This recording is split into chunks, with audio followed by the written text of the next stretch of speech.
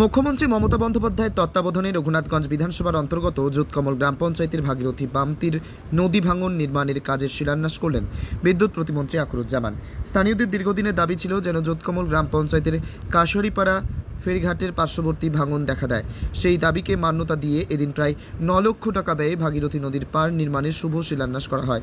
উপস্থিত ছিলেন রঘুনাথগঞ্জ বিধানসভার বিধায়ক তথা রাজ্য সরকারের বিদ্যুৎ প্রতিমন্ত্রী আখরুজ্জামান, রঘুনাথগঞ্জ 2 নম্বর ব্লক সভাপতি ইউসুফ শেখ, মুর্শিদাবাদ জেলা পরিষদের সদস্য ফতামা খাতুন, যোতকমল গ্রাম পঞ্চায়েতের প্রধান সোনালী খাতুন, প্রাক্তন প্রধান আশিস বরণ দাস সহ এলাকার বিশিষ্ট ব্যক্তিরা।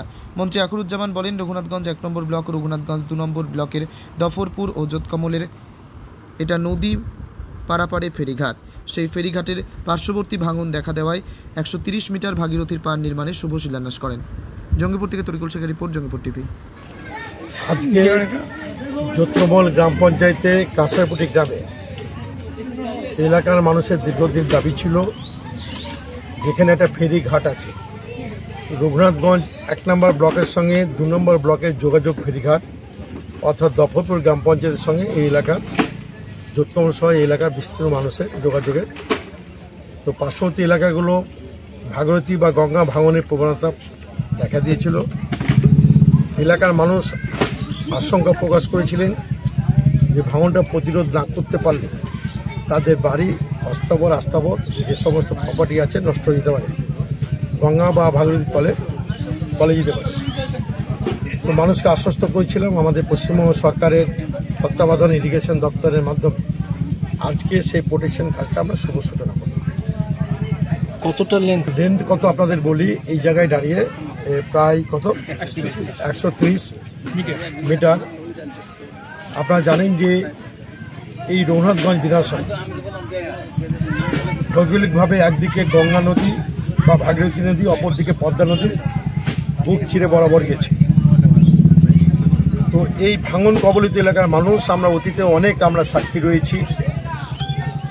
সর্বনাশা পদ্মার গাছে অনেক মানুষের সম্পত্তি, বাড়ি, জমি, জামা সমস্ত তলিয়ে গেছে।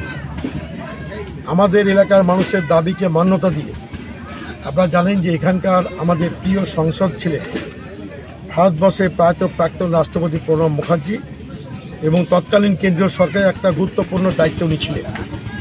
ওনার ব্যবস্থাপনায় এটাকে বিপর্যয় মোকাবিলার মধ্যে এটাকে অন্তর্ভুক্ত করা হয়েছিল। জাতীয় বিপর্যয়, মানে শুধু বিপর্যয় নয়, জাতীয় বিপর্যয়, অর্থাৎ জাতীয় বিপর্যয় যেখানে ঘোষণা করা হয় তার দায়িত্ব নিতে হয় কেন্দ্রীয় সরকারকে। তো সেটা কেন্দ্র সরকারের দায়িত্ব ছিল, জাতীয় বিপর্যয়ের মধ্যে অন্তর্ভুক্ত ছিল। এবং কেন্দ্র সরকার এটা ফরাক্কা ব্যারেজ থেকে ডাউনে 80 কিলোমিটার, আপে 40 কিলোমিটার রক্ষণাবেক্ষণ প্রোটেকশনের দায়িত্ব কেন্দ্র সরকার অতীতে বহন করে এসেছে, দায়িত্ব তাদের ছিল। কিন্তু 2014 সালে কেন্দ্রে মোদী সরকার আসার পরে এই জাতীয় বিপর্যয়ে যাদের দায়িত্ব ছিল বিপর্যয় মোকাবিলা করা, তারা কোনো বিপর্যয় মোকাবিলায় তারা ব্যবস্থা নেয়নি।